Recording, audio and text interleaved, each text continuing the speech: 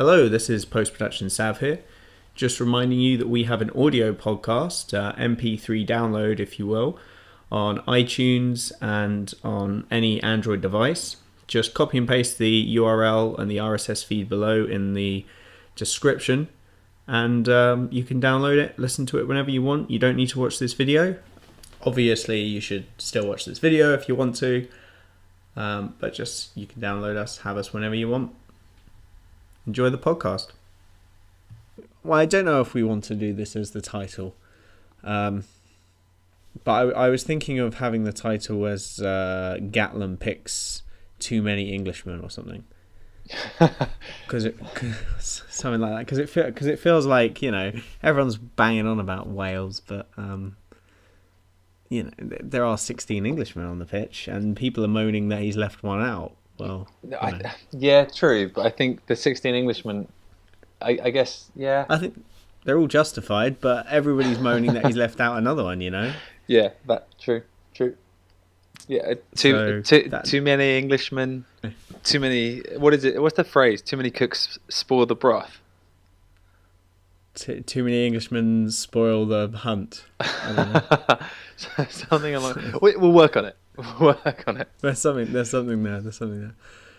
Hello and welcome to the Linebreak Rugby podcast. Today you've got me, your host Sav, and along with me we have Rich, who's decided to pop along for once and actually discuss some selections. We're going to be talking about Lions. Hopefully the headline or whatever we've created to be the title makes some sense of that. Do you want to say hi, Rich? Hello, how's it going? That's normally when the guest of honour just says hi, Rich, in a joking way. But yeah, next time. Going well. next time, we'll leave that to Fred. That's Fred's favourite jaunt. We're two Englishmen as well. So we did try and schedule a New Zealander, but he felt like sleeping at this time. So I don't know. Just rude, really. I think. Yeah, just not on. So I mean, the Lions, they've been selected. I was just actually getting the list up in front of me, but we've give me a second, it was right there. We had 11, was it 12 Welshmen? 12 Welsh, 11 Irish. 11 Irish, yeah. 16 English, and then the two Scots. The two Scots. And in fairness, they are Scots. They are the two best Scottish players, I would say. Although obviously Hamish Watson and Nell would have liked to have either had a chance in Nell's case or been picked in Hamish Watson's case, I suppose. Yeah, I mean, I assume we'll get to that, but I think there are a lot of Scottish people feeling a little bit disheartened, and I think that it is justified at the moment. If I'm honest. Yep. Yeah, I mean, I agree. They're not, and I mean, I'm living here. I mean, I put on, we've got a rugby WhatsApp group. I put, boys, you've got two in the Lions squad, and the response was just kind of meh. They all wanted to see a Gray brother go, to be honest. Yeah. That was the general feeling. They all wanted one of the Gray boys to go. I think Johnny was really the one that they were all hoping for. I think generically. Yeah, I can see that and I understand that. And Johnny Gray is a fantastic player, but his strengths are defence, right? And yep, our coach is Gatland, and we know his game plan. Like everybody knows his game plan. Mm-hmm. Gatland says at all the right times that it's all about outscoring New Zealand, but realistically he's going to revert to what he knows. If the Lions go out there and look kind of fluid and attacking, I will be surprised, pleasantly surprised, but surprised nonetheless. Yeah, and with it's very hard to put a group of boys together and create attacking rugby that quickly. True, really true. You'd hope that there are a couple of combinations that you could go to with Murray and Sexton, and potential for Farrell and JJ, and a few other combinations that could make that happen. But you're right, across a backline, it's difficult. Yeah. But with the and you talk about combinations, it's quite interesting. The combinations he has picked. I mean, obviously it depends how Webb and Sexton link up in training, but I would be surprised if we weren't seeing a Murray Sexton for a test kickoff game. You know. Yeah, I think would that combination. I think that's the combination that he's going to have to go for at 9-10, just because it's such a tried and tested at the top level. Those two make the right decisions at the right time. Yeah. And Webb off the bench. And although Farrell's, is a terrifying prospect. He's so sparky and he's got so much gas that coming on against tired legs in the last 20 or even 10, he'll make a big difference. And I expect they see those frosted tips coming. That tan. What is it? The Welsh boys and tanning. I think it's certain parts of Wales. Yeah. Okay. But I would expect it is definitely a thing. But I would expect to see Webb on the bench over Youngs, to be honest. Yeah. And I think that's true. I think it'll be interesting to see if it's a Ben Youngs Biggar midweek team. I don't think those two have ever played together. Ever. Like, it wouldn't even have come close to having played together, but they may have to play against some very strong New Zealand club teams. Yeah. I think, realistically, I'm just going to take a step back and talk about the Lions tour in general. Realistically, although I will be supporting every step of the way, I'm not expecting a series win. I think we would be lucky to get one game out of the 3, but I really do think that one of the most trying parts of the tour will be the midweek games, because you're putting out what is arguably the second string. Admittedly, it's the second string of the best players in Europe, but these Super Rugby teams will have played together consistently for 14, 15 weeks, and even the players not picked for the All Blacks are still very impressive. Like, it's debatable whether Richie Mo'unga, Lima Sapawanga, these fly halves, and I mean scrum halves as well, like Augustine Pulu, the talent that is there is pretty outrageous. And so I think I wouldn't be surprised if some of the midweek teams got run pretty close, if not beaten. Yeah. I actually think it will be really interesting to see how Pierce Francis, because they're playing the Blues, aren't they, at some point? Yes, yeah. Yeah. So, I mean, and West is injured at the moment. I don't know, he'll be back, but actually by then, won't he? I think West was out. He's only out for a couple of weeks. Yeah. But okay. So, I mean, it'll be interesting to see how they deal with, breaking through that channel, because I think Biggar versus West, or Biggar versus Pierce Francis, will actually be quite interesting to see the level, perhaps, that the Blues are really at, if that makes sense, compared to this best of Europe team, Yeah. I'm just very excited to see it. It will be. It's as I keep posting. I mean, there's been a lot of controversy about I won't support X team if there aren't decisions made or there aren't these players or whatever. But I'm just excited. I mean, they're sticking the best of Europe against the very best team in the world. At the end of the day, it's a massive, gargantuan spectacle that everybody should be tuned in. If not supporting the Lions, you should be tuning in and watching it. Yeah. It's great to see the Northern Hemisphere teams doing so well at the moment. And that's not to say that it's good to see the South Africans having a poor year last year and the Australians to an extent. But admittedly, they faced England 4 times. But it is great. It's great to see the Northern Hemisphere teams doing so well, and therefore this coming together of players. It's such an event. It's something, as a rugby fan, I look forward to. And even today, I took a bit of time out just to go watch the live announcement, And there were a few surprises. What did you think about the team in general? Team in general. So my initial, when I was sitting there, I was sitting at lunchtime watching YouTube at my desk at work, and the first thing that jumped out to me, other than T.O. and Seymour, I wasn't expecting T.O. Well, I was expecting T.O. I wasn't expecting Seymour, to be honest with you. But the fact that there are 4 Welsh back row forwards, that stood out to me. I don't think any of them don't deserve to travel.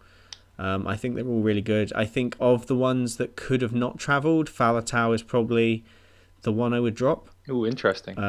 That's a road call. Yeah, because his form this year has not actually been that good. Whereas Moriarty has been on another level playing for Wales this year. And Faletau, coming off the bench, where we saw, I can't remember the game it was, but there was a set call that Faletau would come on at 60 minutes. That was against England. Yeah, and Moriarty was having the man of the match game of his life. Just every tackle he was making, he was sending us backwards. Just, he was phenomenal, and, they took him off and it all went downhill. And to me, that wasn't Faletau's fault, but he didn't step up into that gap. And now that I've mentioned it, me and Fred have been having a discussion about how to set up your substitutes to change a game. We've been typing it out in the general chat. I don't know if you've seen any of those conversations. Probably not. I haven't caught it, but it's an interesting discussion to be had. Essentially, there's quite an interesting other podcast called the Rugby Coaches Corner that talk about how you can set up your subs so that they actually come on the pitch at the right intensity, because they've done quite a lot of analysis, and I think this will come into the Lions as well. They need to get it right. They've done a lot of analysis, and apparently if you make a sub at the wrong point and that substitute hasn't warmed up properly, or they haven't actually got into the right mindset or intensity, it's like playing for 5 minutes with 14 men on the pitch, because that sub needs to get to the level of intensity that needs to be, test level. And they haven't warmed up in the right way. So maybe it wasn't Faletau's fault. That's basically what it comes down to, but he didn't play well in that game for me. No. Admittedly, he that was one of his first games back since a pretty hefty injury back in December. But I do understand that. Personally, I do understand Moriarty being there, and he's a bit of a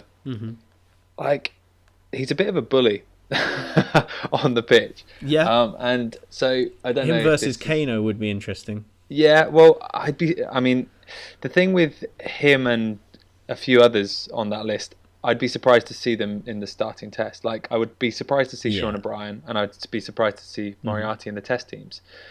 But then again, they're sort of what you want in a midweek team. The people that are going to front up to the physicality that's going to come at them with. I am 100% sure that there are memos going out across the New Zealand franchises saying, we want you just to bully the Lions in the midweek because we want you to demoralise them, wound them, like bring them down so that we have a better chance of winning. And so you want people to be able to front up to that physicality. And Moriarty and Sean O'Brien are those people. That is a big, powerful Blues team that they'll be facing early on. Well, it depends who gets picked, obviously, but Moala, Luatua, they're not. I don't know. Will Luatua get picked up by the All Blacks? I don't know. Potentially, and I mean the same across most. He's going off to Bristol, isn't he? Bristol soon, but actually, that's a good point. I don't know if he will be. So he's probably going to be breaking heads and taking names. But it's the same across most of the franchises. The only team that has like a relatively small pack is the Chiefs, and they still have Retallick and Michael Leach and Liam Messam and Sam Cane, and like the Crusaders are a very physical front forward unit. So, but the same. So going back to kind of selections. Just the general, there are a lot of Scots calling for Hamish Watson, and personally I would have taken him. I thought he was excellent in the Six Nations. He's been excellent most of this year. But stand out for Edinburgh for sure. Yeah, but I understand Gatland not taking him, if that makes sense. I would have chosen him, but I understand Gatland not taking him because of the way Gatland likes to play. And as we said, he likes those big ball runners, making front foot ball. Watson is a good runner of the ball. He's a good carrier, but it's because he's tenacious and resilient, and he pumps the legs and he spins out of tackles, and he's just a bit of a snarling, flanker. Whereas Sean O'Brien and Moriarty, and a few of the other players like Stander, and to be honest, Courtney Laws over Johnny Gray, it's a similar situation. They're just going to run over people. They're going to run through people, or at least attempt to. Obviously, the All Blacks have one of the best defences on the planet. But yeah, I was going to say Laws might struggle to run over a Retallick, Kano, Sam Cane back defensive line, but yeah. But you get the thought process, the logic behind it. The gist, yeah, 100%. I think there are a few players. I think Stander's definitely brought in for that. Yeah. Well, it's going to be really interesting. So, as a back row player, sort of, myself, in the sense that I used to play for Lanka and I've recently transitioned to centre, it's going to be interesting to see the makeup of the back row. Because what most people, when they look at the players, they think, okay, who's the best in each position? But it's not necessarily about that. It's also about balance. And if you have... The best example in recent times, probably England, is that Billy does pretty much all the carrying. And Haskell and Robshaw do all the grunt work. Now, in this Lions team, you're going to have players like Cruz, Itoje, Alan Wynne, who are going to do grunt work from the second rows, which is why they're being taken along. They're just awesome, which gives you, frees up ball carrying slots in the back row. But you also want people to... It's going to be interesting whether he goes for workers or a fetcher in Warburton or Tipperick. I'm just looking forward to how he makes those selections. I think Warburton has changed his style somewhat. I think he's more of a he's slightly more of a Rob Shaw grafter now. He has been fetching, and in the Six Nations he was playing really well, quite under the radar. But I think he'll be the grunt work, and then you'll have Stander and Billy doing the carrying. So I can see what you're on about, and you've obviously got Cruz, Alun Jones. I think both those shouts that you just made were spot on, to be honest with you. Yeah. I would be surprised if Cruz starts over Itoje. And I'm not sure how that second row is going to be interesting, because obviously Alun Jones, one of the most experienced heads, versus Itoje and Cruz, who very young, very accomplished in their positions. Obviously, they wouldn't be touring if they weren't. But it depends what Gatland wants to go for. So I've had a thought on this, and I could be way off, but there's often something spoken about to a spine of a team, which is a few players in a few key positions that that already have chemistry and can form a useful sort of pack mentality. Yeah, and my thought process is that if you have Billy Vunipola at 8 and the potential for Jamie George at hooker, then you'd go for Cruz and Itoje, because that's a spine of a Sarries team that is phenomenal. Exactly, and that play together week in, week out, that know, especially when it comes to Jamie George and the locks, they know the calls, they know each other's timings. It's familiarity, and that's nothing against Alan Wynne-Jones. I think he's a great player, but when that's on the table, I think I'd take that. And that may sound like a fantastic shout. It may sound like I'm being, English centric, but let's not forget that Gatland did that for Wales in 2013, and it paid off. I think that's Saracen centric. I don't think that's England centric. I think that's taking one of the best teams in Europe and going, look, these are the 4, and Farrell, 5 best players of that team that are available to the Lions and going, yeah, we'll have them, and that will make a very strong core, you know. Yeah. So I think that's quite an interest. I hadn't actually thought about it in that way at all. I will be surprised if Alan Wynne-Jones doesn't start one of the tests. I think he will at least start one. But you make a very good point, and I think that Jamie George is well in for a shout for starting. It depends how training goes. I think out of the three, Jamie George will probably be at least on the bench because his impact is just too good. His grubber kicks through, and you know, just his all round. You know, you got to remember also that some of these boys, they grew up together. So the Vunipola brothers grew up with Faletau as well. So I mean, and there's boys that are in, and obviously we talked about the connection between Murray and Sexton. We've obviously got Joseph and Farrell who connect so very, very effectively in the centres. I don't know. I can see a whole bunch of combinations. I think the back line is... I think Sexton will start at 10. And from there, I'm not 100% sure.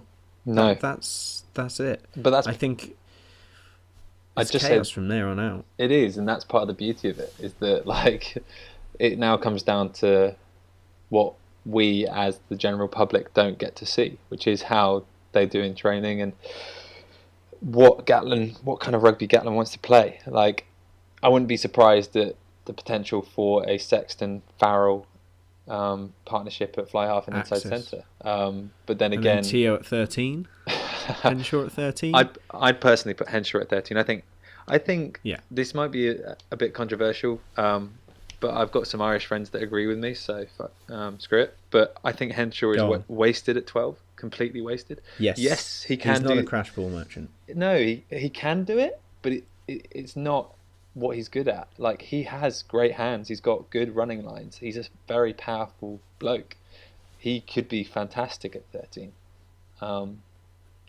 So I agree. It's annoying that we both agree. There's absolutely no controversy between us, and we should have brought somebody on that's going to disagree. But yeah, I even commented today to somebody who was saying that Henshaw will be playing and Tio won't get a sniff. And I think, you know, in terms of Warren Ball, maybe, but if they use Henshaw at 12, it will be a massive waste of time, like you said. It's just not the best use of his skill set. No. I think... and I don't think Jonathan Davies should be anywhere near a test team. Yeah, this is us agreeing again, but my controversial opinion was that Jonathan Davies and Halfpenny have got there because of their names and not because of their form. I think Jonathan Davies and Halfpenny are great players, but I don't think they deserve to be there. I think Jonathan Davies could have been swapped out for a Scottish centre because the Scottish centres... If Hugh Jones was fit, I think he'd have travelled. Yeah, Mark Bennett potentially. Possibly Bennett. I think Bennett's injured at the moment. He is injured at the moment. Okay, and I think Leigh Halfpenny gets in because...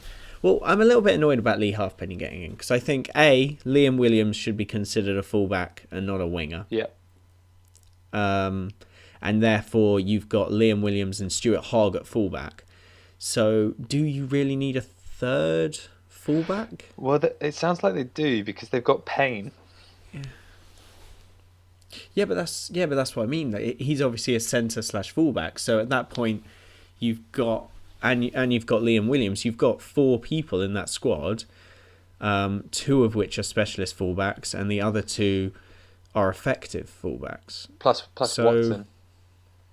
Plus Watson, plus Daly in a pinch, or plus Jack Noel in a pinch. You know, it's kind of like Halfpenny is not really needed, and the kicking duties, Sexton, Farrell, it's not.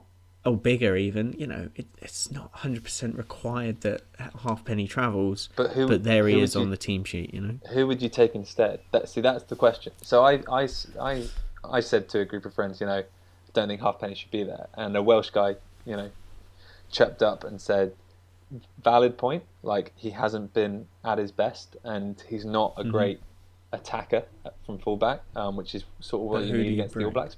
but who do you take instead? Because Brown has been in poor form, Carney's injured, and you've already got. What do you take? Do you take Zibo or Visser or Maitland? You know, I think, you go.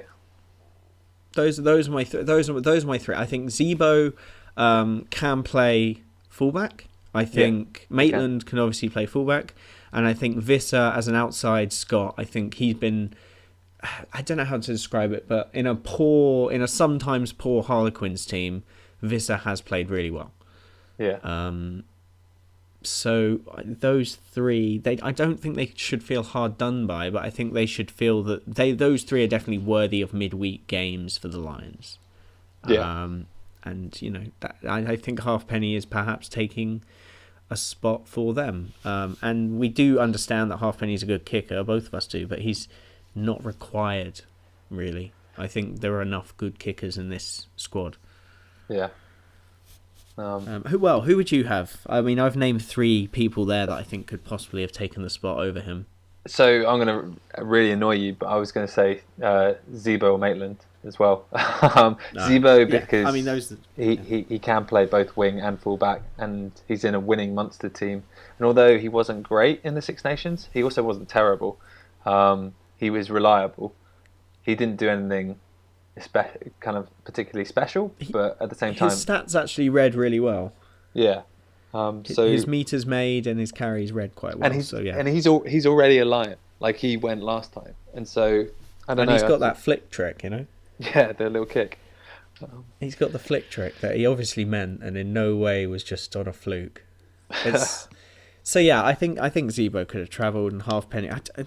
It would have been slightly. I get what Gatland's done. Like, I understand. Halfpenny's obviously his boy, and to not have him travel for a Lions tour would seem a little bit weird, perhaps. But I don't think that really justifies him going. What's your opinion on Launchbury Gate? I think he should have gone instead of Laws. Not because Laws is bad, but because Launchbury is a better second row. However, I don't actually think that in the position of second row that Launchbury was actually fighting against Laws. I think Launchbury was fighting against Cruz and lost that battle. And also, as the title of this video may allude to, I don't think the English should be complaining about losing one more man when they already have 16 in the squad, which is the most in the squad, you know? So, you know, that's my thought on it. I think Launchbury is a standout. I think he's a phenomenal player who did deserve to tour, but I don't think it should be at the cost of Alwyn Jones or Henderson. I think it may have been another English player who got kicked out. Yeah, and I think Cruz maybe got the nod because Cruz supposedly, according to, you know, if you believe rumours through the England camp, is that he bosses the lineouts. Like he's a bit of a Borthwick in disguise in terms of his understanding and dedication to running the lineout. The art of the line out, yeah. And him and Atoje in the scrum are apparently just a force to be reckoned with as well. Yeah. So you know, and that's who I think Launchbury was up against. I think that from my limited knowledge of forwards, I'd have taken Launchbury over Laws, but with an in-depth look, I don't think they're the same player. So I don't think they were even competing really. No. So that's my thought on Launchbury Gate. But other than those minor qualms, I think I'm pretty pleased with this team. I think this is a great squad. And I think Carl Sinclair going is amazing. I'm actually really buzzed for him and Daly. I think both of them are going to have a great tour. They're young. They will be running around having lots of fun. They'll be in New Zealand playing against the best players in the world. Even if they're not playing in the test games, they'll be playing against really, really strong opposition. At they say the epicenter for rugby is in England and the RFU, but if you go by the cult-like status and percentage of people who talk about the game and play the game, then New Zealand is the epicenter of rugby, really. 100%. And also, you know, so if we take a very England-centric look at this, it's perfect for us because we have 16 players, pretty much, well, over a full team, going out to play the All Blacks, who we, as England, do not have a match with until, 2018? Yeah, the year, 2018, yeah.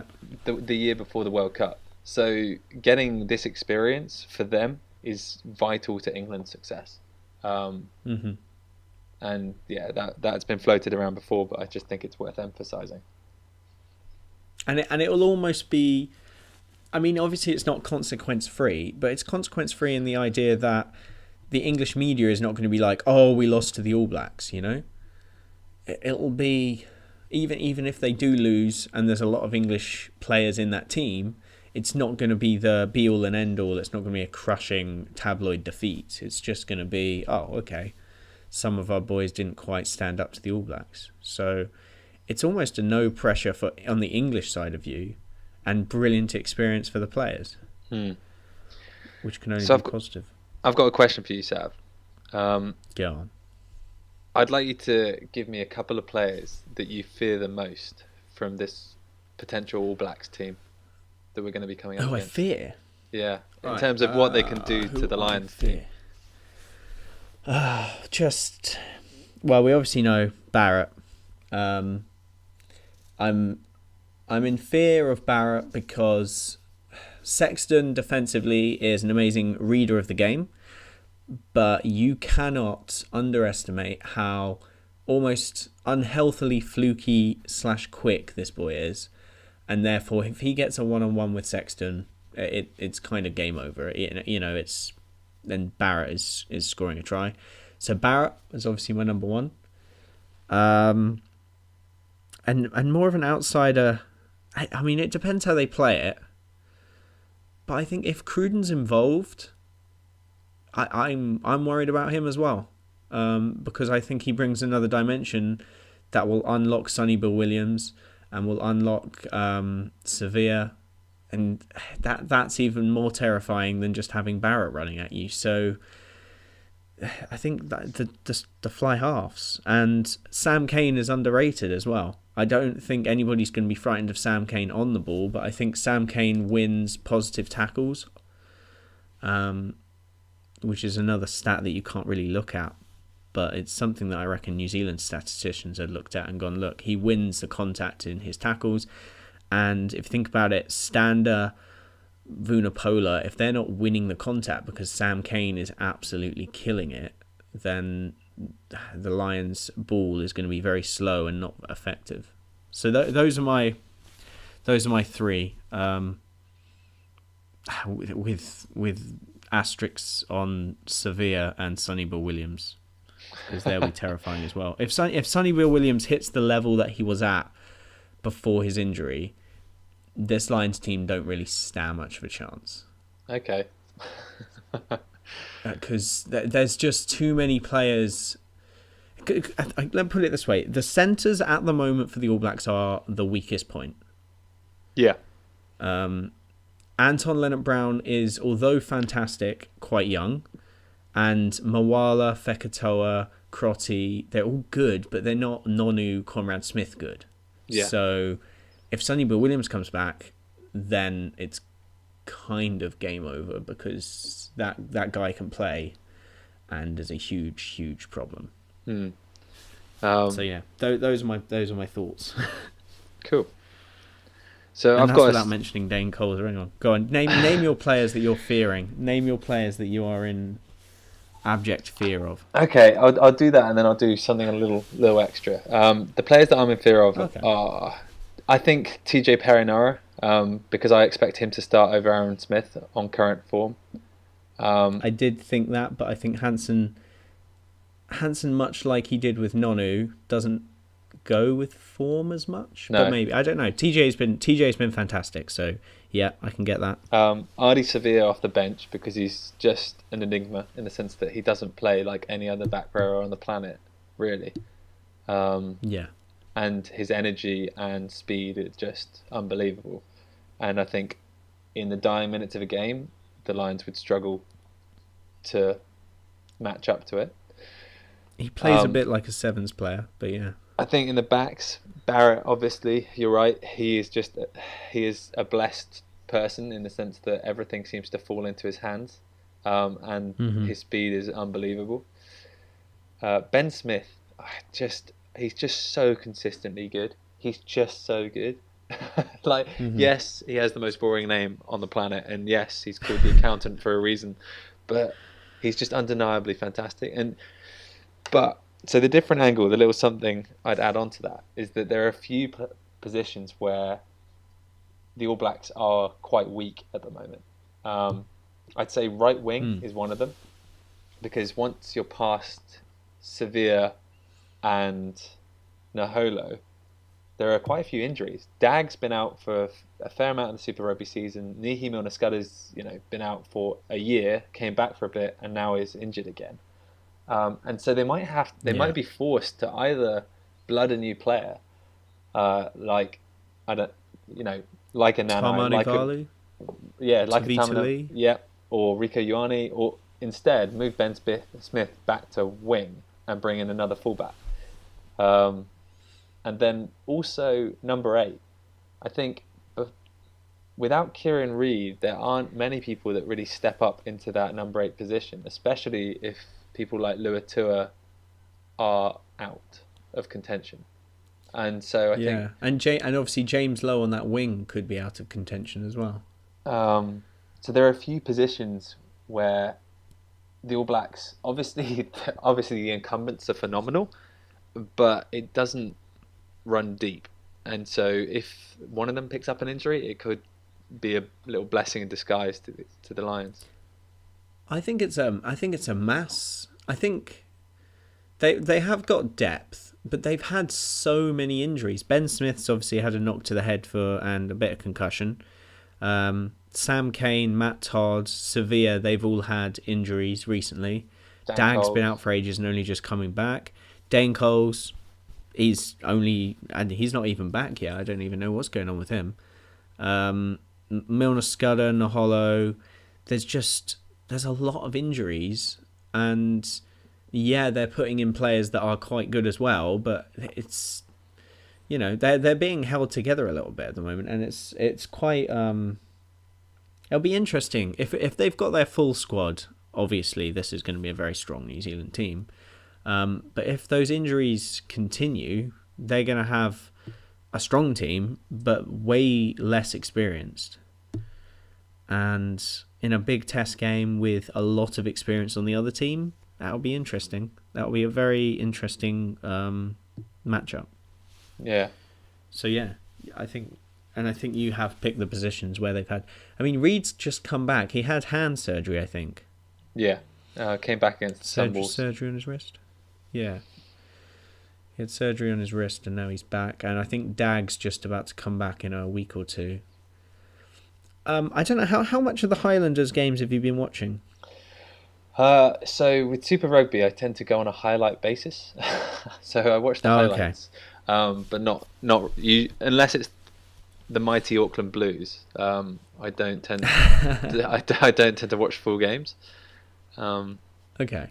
So I've been watching everything and anything that moves pretty much. I wake up on a Friday and a Saturday before I play rugby or before I go to work, and I just watch Super Rugby. And the Highlanders, to me, have been noticeably protecting Ben Smith. Okay. So he's captain, he's leader, but the normal way that Ben Smith plays, i.e. there's a kick and he's the guy chasing and he's the guy catching, or there's a kick to them and he's the one under the high ball taking it, or just certain things, him making runs and things like that. There's been a slightly less of that and more of he's the second distributor for the Highlanders, with Marty Banks and Lima Sapawanga injured at the moment. He's taken over a different role, and I don't know if it's down to the concussion. I don't know if they're kind of looking after him a little bit.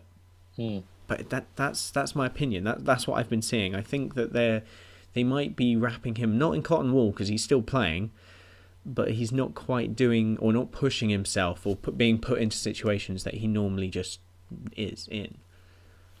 He's still playing well, but he's just not quite got the edge that Ben Smith has, and it's not because he's, like I said, it's not because he's playing badly. It's because they're not making him do that job, in my opinion. So maybe have a watch this weekend and see, or if they got a bye this weekend, I'm not sure. No, they had a bye 2 weeks ago. So maybe have a watch if you can and see if you notice what I'm seeing about Ben Smith. Maybe it's because Lemus Sapwanga's out, they've been forced to change their style of play because he brings so much creativity to the back line. But you could be right. I wouldn't be surprised if Hansen. I know that All Blacks players, despite the buys, are expected to sit out 1 or 2 games per season, because it's a long old season and Super Rugby is very physical. And you don't. He took a bye on Aaron Smith's 50th. A week ago, 3 weeks ago, something like that. Aaron Smith had his 50th game or his 100th game even. Is it 50th or 100th? Anyway, Ben Smith took a sudden dropout and he messed up my Super Rugby fantasy team. So that was absolutely gutting. Well, curse him. Yeah, screw the man. But I mean, the terrifying thing about New Zealand, and yes, we've pointed out a few weak spots, but realistically, there aren't many, because Ben Smith, if he drops out for some unknown reason, then you've got people like Dag waiting, and you also have people coming through like Jordy Barrett, who is 19 years old and is just like I would give up an arm to have him in the England team. He's phenomenal, and the potential him and to Daly have on the same team. The potential to have 3 Barretts in a team for the All Blacks one day is hilarious, amazing, and hilarious. It's watching him play, and I mean, so the highlight reel doesn't do it justice. I'd like to say that, because Jordy Barrett has had highlight moments, and they've probably been put out there, and kind of displayed to the world, but he's actually doing something which I didn't think would happen. So the Hurricanes are winning, and they're winning in a way where they don't have to use Beauden Barrett. Now, Beauden Barrett is still doing it anyway, but they're winning by passing it wide rather than Beauden Barrett just running. Do you know what I mean? I do. I mean, we did just watch George, because he's playing the second distributor. Yeah, we did watch Beauden Barrett single-handedly kind of tear apart the Blues this last weekend. Yeah, but before that, I'd agree with you. Yeah. Barrett's been playing. He did single-handedly do that. But Jordy Barrett's been playing that second distributor role, with his brother. And when you've got 2 players of that ability on the same team, I mean, the All Blacks are going to be so dangerous when those 2 boys are playing together. It's going to be a bit weird, to be honest with you. It's quite hard to tell them apart at times when it's at full speed. Isn't Jordy like a head taller?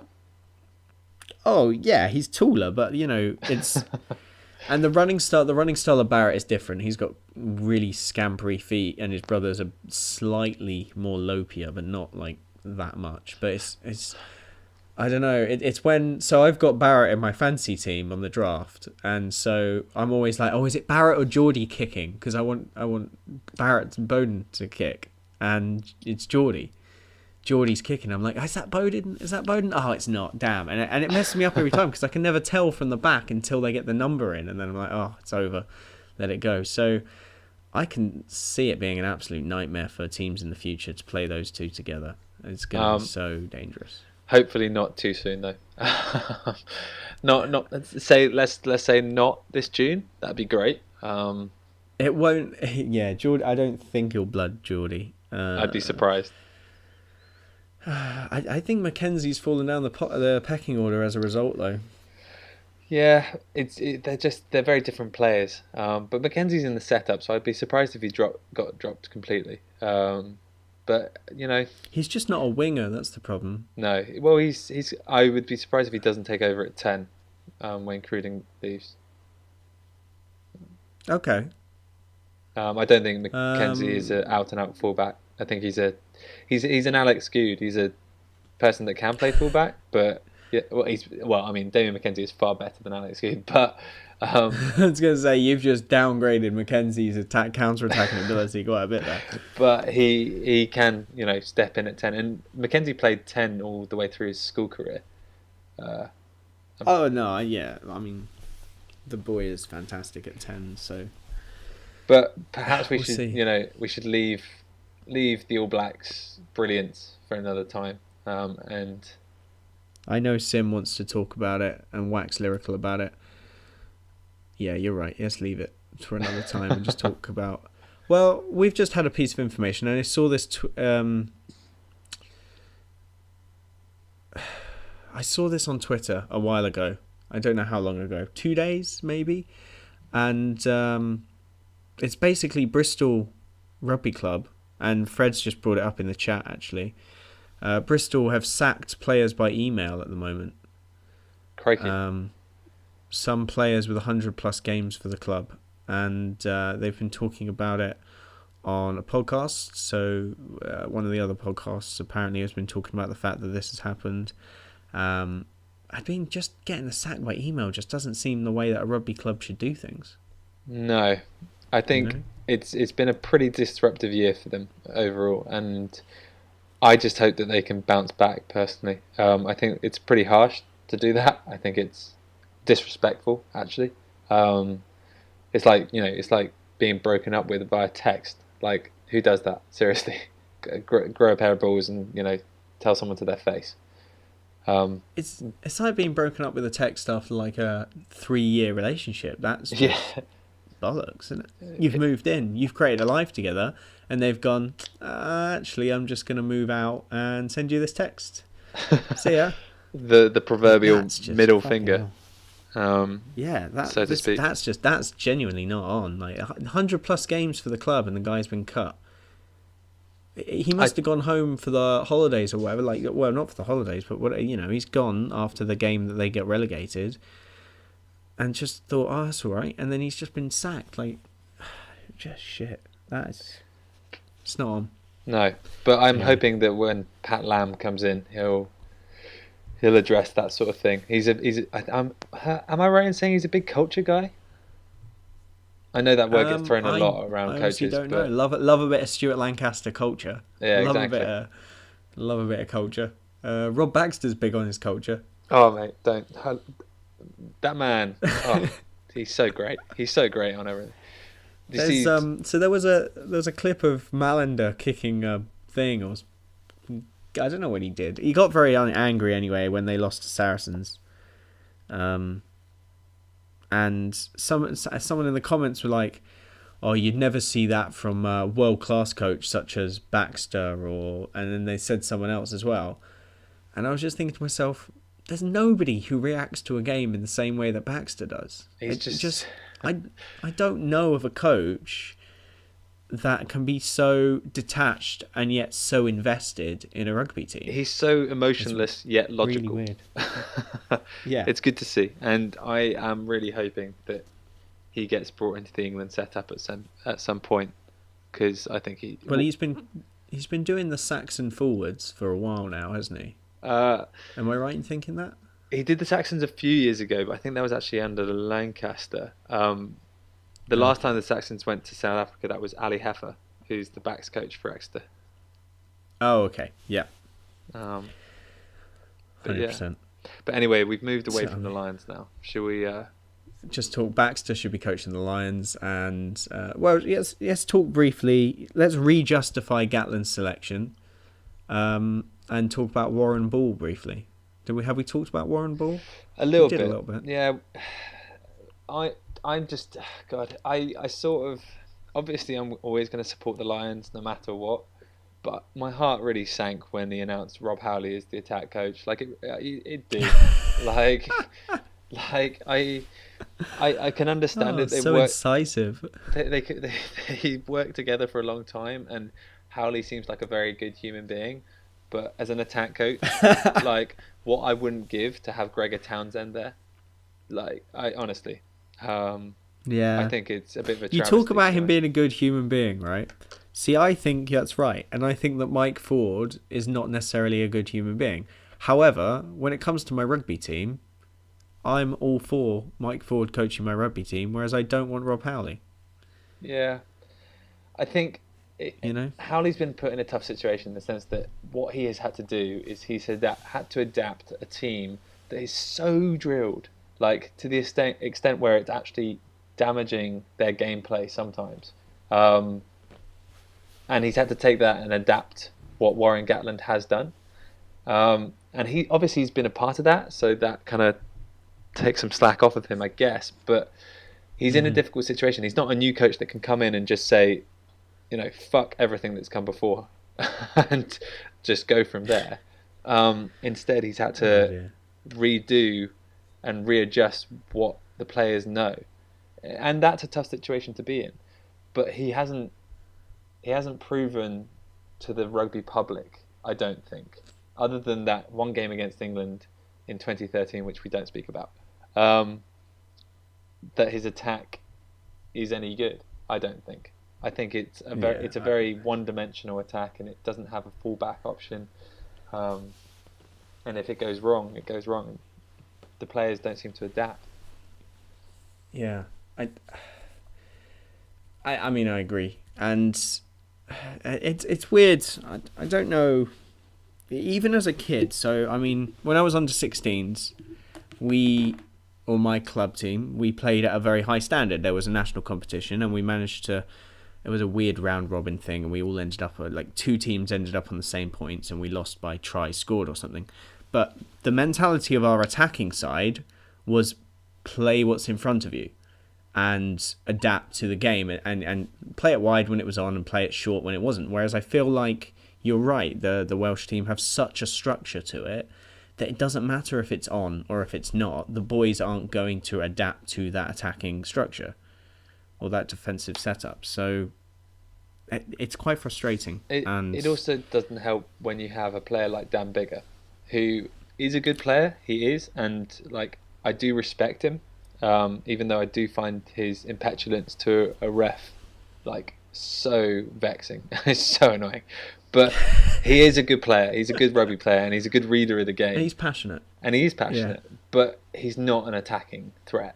He's not Sam Davies. No. He's not George Ford. He's not Finn Russell. He's not going to attack the game line. He tends to sit back in the pocket and distribute or kick. And he's a great kicker and a great chaser of his own kicks. He's actually more of an attacking threat on the kick chase than he is at anything else. Exactly. And so it doesn't help to be, given an attacking role as a coach, expected to pick Biggar, who is not an attacking fly half. And that does limit you, I guess. What I'm trying to do is I'm trying to justify Howley's selection as the attack coach. And as much as I try, I'm still coming up a little short. A little bit short. Who's the Farrell's the defensive coach, isn't he? Yeah. And to be fair, that's completely justified since he's the only coach that's beaten the All Blacks twice. He's just going to be yelling. He's going to be yelling "Wolfpack, Wolfpack, Blitz, Blitz." That's. So they'll be good defensively. I actually think they've got it the wrong way around. I think Sean Edwards could have been the defensive coach, and we could have had a different attacking coach, but I'm not sure who. See, I wanted Gregor Townsend, but apparently the Scottish Rugby Football Union said no. They said he couldn't because he was taking on because he's taken over from Vern Cotter. He was going to take the touring party to. I think they're going to Japan. Are they going to Japan? No, they've been to Japan. I think they're going to Japan. Oh, maybe they are going to Japan. But yeah, the Scottish RFU said that Townsend couldn't be a Lions coach. Supposedly.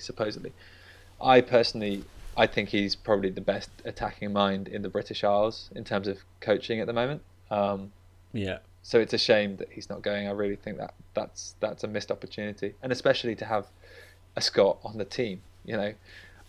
As I said at the start of this podcast, realistically, I think the Scots can feel a little hard done by because on form, they did much better than Wales this year.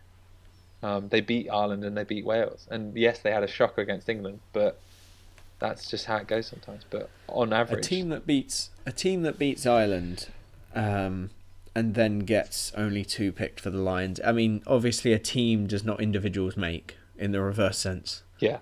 But you got to look at it and go, is it a little bit of a hangover from when Scotland didn't get anybody? Yeah, I think they're still looked at by the majority of the rugby public as the plucky underdogs and nearly men. But I don't think that's the case. I think they've actually shrugged those tags this year. They've actually shown that they can do it relatively consistently. Well, they've proven that they can go all the way and beat Ireland, and they've proven that they can travel to Twickenham and get absolutely destroyed. So yeah, true. There's two ways of it's a little bit strange, and also this. I mean, we've got to remember that this is also a Lions team that's filled with Welsh players that have recently gone to New Zealand and been absolutely destroyed, and are now going back. Lost to club teams during the weeks and whitewashed. Yeah, to be fair to Wales, they started most of the games pretty well. And then it just... What the Lions can't do is fall into this trap that Wales did, which is they get to 60 minutes and they just slack off just a little bit. Just a teeny tiny amount. And the All Blacks, there's no one better at pouncing on opportunities. They're just the most opportunistic team out there. And they're just going to finish any chance that they get given, realistically. Their conversion rate is second to none, I'm pretty sure. They looked at it... I can't remember the stats, but it was I think the only team that really did better than them recently was Scotland against Ireland, when Scotland were defending so much and just converted every single opportunity that they got hold of. That was very All Black-esque, really. Yeah. So there you go. Scotland are the new All Blacks, and we've only picked two of them, so we're screwed. There you go. Done. Summary. Anything you want to add apart from stop complaining. Everybody stop complaining. The Scottish fans are the only people that are allowed to complain. Nobody else. Yeah, I think that's justified. That's my opinion. The only thing I'm going to say is that I'm really looking forward to it. And although I was a bit of a cynic at the start, I think the closer it gets, the more I'll start to believe that we can do it. But we can do it. Just will yourself. Yeah, it's going to happen, obviously. But it's not going to stop me supporting them every step of the way. So I am looking forward to it. Agreed. And the Megazord of the Northern Hemisphere will go down and destroy the big dark evil of New Zealand. Yeah. That's a cracking Power Rangers reference there. I literally have made so many. So I've been commenting on the sub for so long, and I don't know anything about Power Rangers, but in the last 3 days I've suddenly decided to equate the Lions to the Power Rangers Megazord about 50 times, and I've decided it's such a good analogy. I'm going to keep using it. You do that. You keep going.